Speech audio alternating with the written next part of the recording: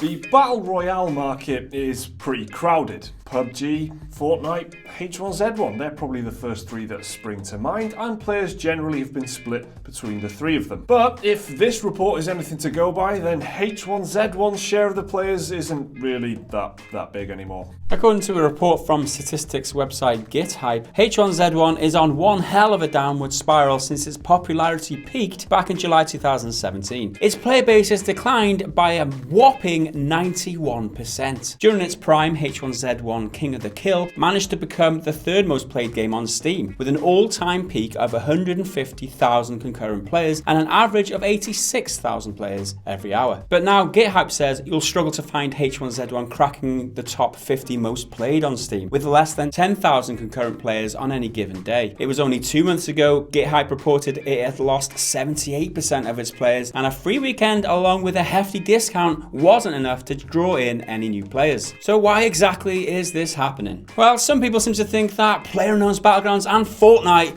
have a lot to answer for. According to GitHype, most H1Z1 players have moved on to other Battle Royale games like PUBG and Fortnite, or they've gone for completely different multiplayer games like Rainbow Six Siege or Overwatch. On Steam, H1Z1 sits with a review rating of mixed, with players blaming the decline on poor developer support and ongoing issues with the game which have not been fixed, like bugs and performance problems. As of February 2018, H1Z1 King of the Kill has been in early access for 2 years and progress has been incredibly slow. It's worth mentioning the game was one of the first standalone Battle Royale games to hit the market, and it was even worked on by PlayerUnknown himself, Brendan Green. But ever since PUBG launched on Steam, it has been poaching players from H1Z1, and then Fortnite Battle Royale has been poaching players from both H1Z1 and PUBG. Another interesting thing to note is H1Z1 used to be a zombie survival game in the vein of DayZ, and the Battle Royale mode was a separate standalone product called King of the Kill. The original H1Z1 was made in response to the popularity of DayZ, and players flocked to it, apparently fed up with the lack of progress on DayZ. But as zombie survival games started to die down in popularity, H1Z1 was renamed Just Survive, and H1Z1 King of the Kill was rebranded as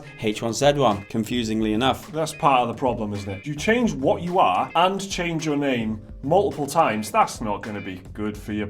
People don't, what are you? What are you now? What are you even doing? What is your name? Is there still zombies in it? I mean, what, yeah. You're making PlayerUnknown's Battlegrounds look like a good name.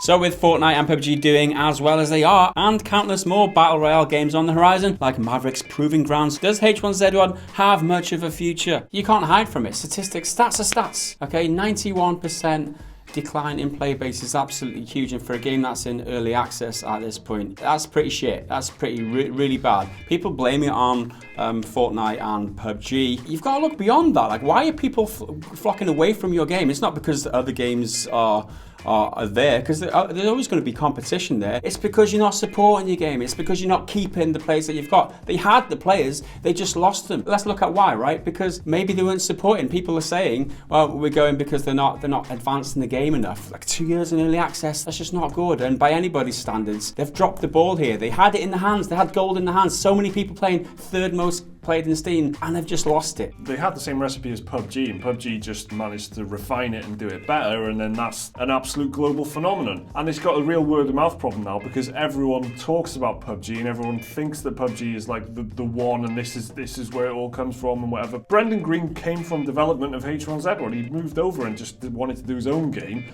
and just did a better job of it. So yeah, they've got a word of mouth problem. No one is talking about H1Z1 because everyone, it feels like if you're going to play a Battle Royale game, try Fortnite for free to see if you like it, and possibly buy PUBG if you don't like the art style of Fortnite. That feels like that's what the consensus is at the moment. H1Z1 does not factor into that at all, and that's its problem. I also find it quite poetic that there's many Battle Royale games in an every man for himself fight to the death. Wow. It's quite, do you know what I mean? It's quite a beautiful irony there. A great observation, that. For players who stick around or want to play H1Z1, new players aren't going to be attracted to this game because with such a small player base, the only people that are remaining are the veterans of the game who know the game inside out. As a prospect for new players, you don't want to play against players who know the game inside out, and you don't play against the cheaters, because there's going to be cheaters there too. That game is another game that's had problems with cheaters, the same as Fortnite, the same as PUBG. So it's not not an attractive proposition for new players. It just seems like it is dying off, and with games like Mavericks coming up, which is a